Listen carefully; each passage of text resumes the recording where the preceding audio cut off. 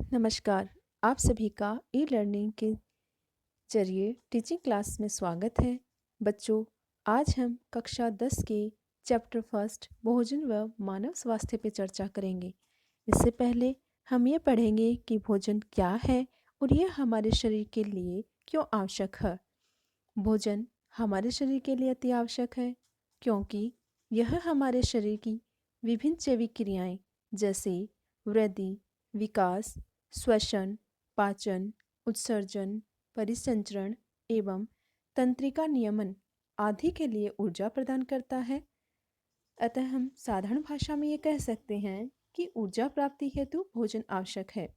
बच्चों, आप सभी जानते हैं कि भोजन में विभिन्न प्रकार के अवयव जैसे कार्बोहाइड्रेट्स, प्रोटीन, विटामिन, वसा, खनिज लवण, जल एवं खाद्य रेशे आदि पाए जाते हैं। भोजन में पर्याप्त मात्रा में इन अवयवों की उपस्थिति के आधार पर भोजन को दो श्रेणियों में बांटा गया है। फर्स्ट, संतुलित भोजन एंड सेकंड इज असंतुलित भोजन। संतुलित भोजन की बात करें तो संतुलित भोजन वह भोजन होता है जिसमें शरीर के लिए आवश्यक सभी पोषक तत्व या अवयव मौजूद हों। और असंतुलित भोजन के बारे में कहें तो ऐसा भोजन जिसमें शरीर के लिए आवश्यक सभी पोषक तत्व पर्याप्त मात्रा में मौजूद नहीं हों। अतः संतुलित भोजन हमारे शरीर की नियमित वृद्धि व विकास के लिए आवश्यक है। इसके साथ ही संतुलित भोजन हमारे शरीर को और भी लाभ पहुंचाता है, जैसे शरीर को मजबूत बनाता है, शरीर की रोग प्रतिरोधक क्षमता को बढ़ाता है, दिमाग को क्रियाशील बनाता है अर्थात याददाश्त तेज करता है और शरीर को स्वस्थ बनाए रखता है।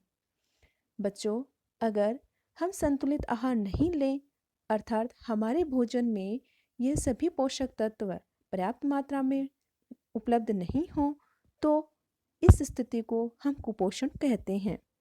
तो कुपोषण को इस प्रकार से परिभाषित कर सकते हैं कि लंबे समय तक भोजन में एक या अधिक पोषक तत्व की कमी हो जाए तो इसे कुपोषण कहते हैं।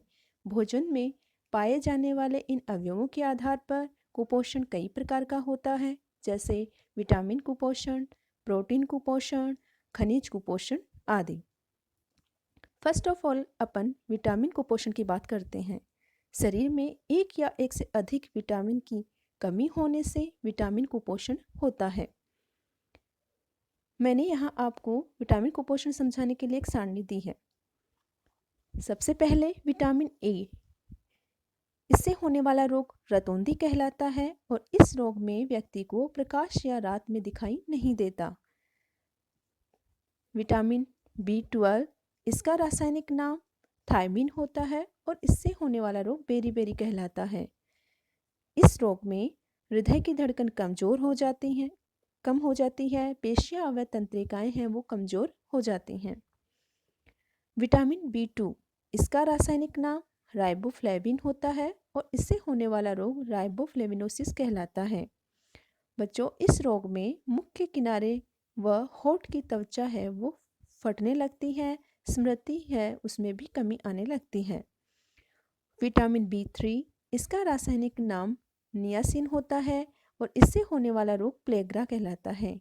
इस रोग में जीभ है, त्वचा, इन पे पपड़ी पड़ना शुरू हो जाता है।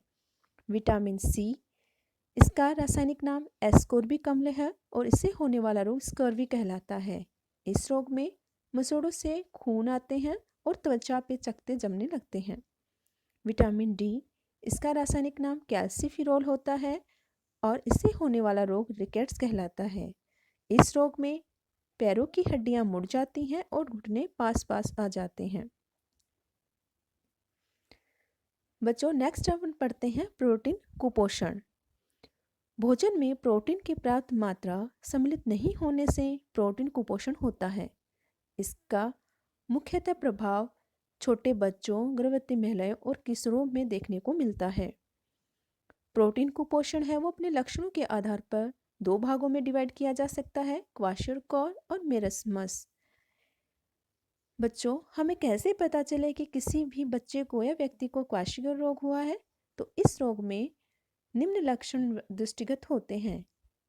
बच्चे का पेट है वो फूल जाता है, उसे भूख कम लगती है, त्वचा पीली, शुष्क, काली, धब्बेदार होकर फटने लगती है और बच्चे का स्वभाव है वह चिड़चिड़ा होने लगता है।